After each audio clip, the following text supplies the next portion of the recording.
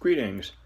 Dr. Mark Winton here from the Department of Criminal Justice at the University of Central Florida, and I'd like to go ahead and focus on the case from your textbook on the Scottsboro trial. This case really started in 1931, and as we'll see, that it's several cases and several trials over a lengthy period. I think you'll also see that this became a clear case of wrongful conviction, or convictions, I should say. You can compare it to our other cases. For example, think about how this case compares to the Leopold and Loeb case, which occurred not too long prior to this case. So this case started in Alabama in 1931, where several white men reported several black men threw them off a train. When the train stopped at the station, 9 black men were arrested, referred to as the Scottsboro Boys, and they ranged from age 13 to 28.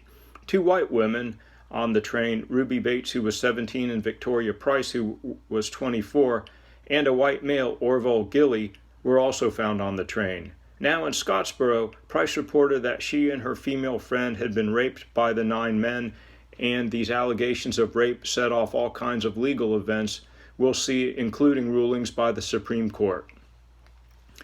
The first trial begins in April of 1931, and the National Guard was called in to protect the alleged perpetrators from death from the mobs. So you have to think of the historical time and ideologies that permeate the courtroom and the society. By today's standards, it's very shocking. In the first trial, the attorney for the defendants appeared intoxicated and did a poor job, and we can see that the alleged perpetrators, the defendants, received guilty verdicts with death sentences, except Leroy Wright. He was 13 years of age at the time, and this resulted in a mistrial, although the jury was conflicted over this, and some jury members wanted the death penalty. Now think about that, death penalty for a 13-year-old. This case gathers national attention, and the Communist Party and the National Association for the Advancement of Colored People get together to address the inadequate representation.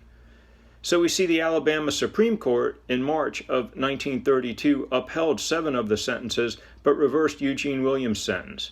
The Chief Justice dissented from the other 6 judges, seeing that the defendants did not get a fair trial. So now this case moves to the Supreme Court in 1932, and the court overturned the Scottsboro jury's verdict based on the defendants not receiving adequate legal counsel, which is a clear violation of their 6th Amendment rights. They were not able to obtain due process. You can see by reading the trial transcripts and what transpired, you can see the nature of the lack of fairness. So, the second trials were occurring in 1933, and the attorney Samuel Leibowitz was hired. Leibowitz argued that the defendants didn't get a fair trial because black residents had been excluded from the jury. We also begin to see some of the science brought into the courtroom. For example, Dr. Bridges, a gynecologist, reported that he found no signs of trauma and that the sharp rocks on the floor of the train would have cut up the victims. Also, there were 2 men that had reported having sex with the 2 women the prior evening, and also one of the men reported that the woman had made up the story to avoid arrest for vagrancy. Also, Ruby Bates' testimony in the first trial was challenged, so their attorney Leibowitz asked for a mistrial. Then we see that Patterson is found guilty and sentenced to death, while the judge postpones the other trials because he believed that the boys and the men were not guilty, but he knew the mood of the town was such that something had to be done. We begin to see rallies taking place in northern states in support of the 9 men, and we see a new trial being held, a 3rd trial in November of 1934. We also see Mr. Wright and Mr. Williams being transferred to the juvenile court, and a new judge, William Callahan, would now preside over the remaining cases. The jury finds 7 defendants guilty, and again, the death sentence.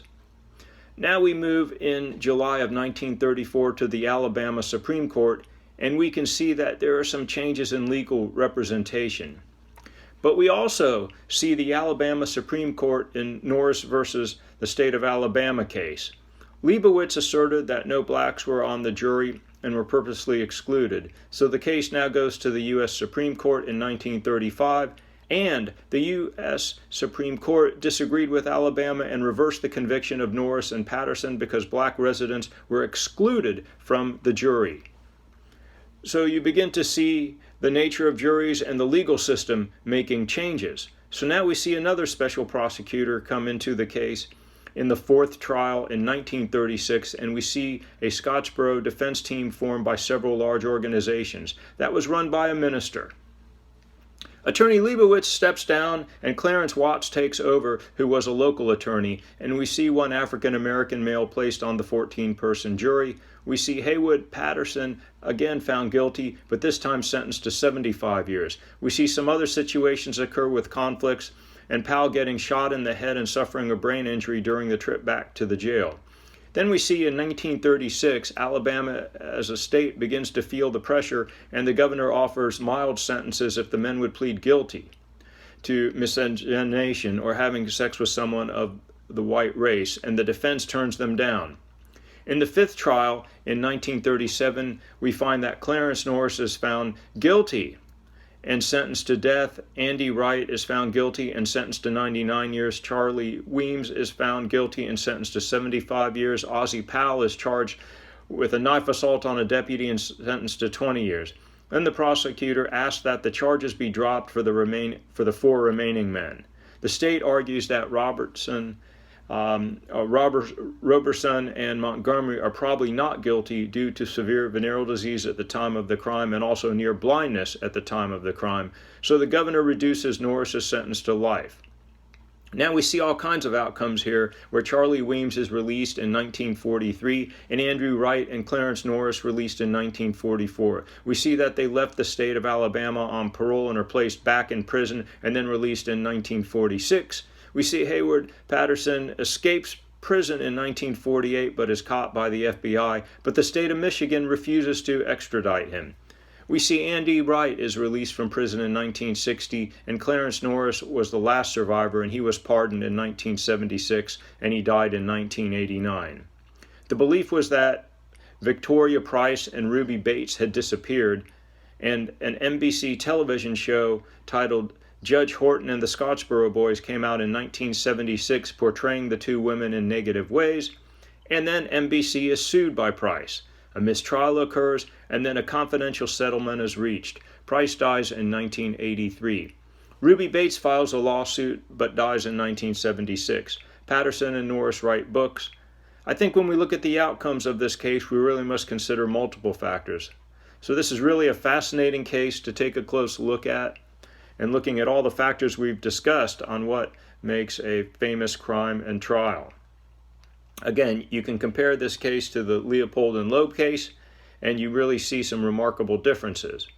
And you can also will be able to compare this case to cases that we cover in future discussions and chapters. And this wraps up this video. Thank you.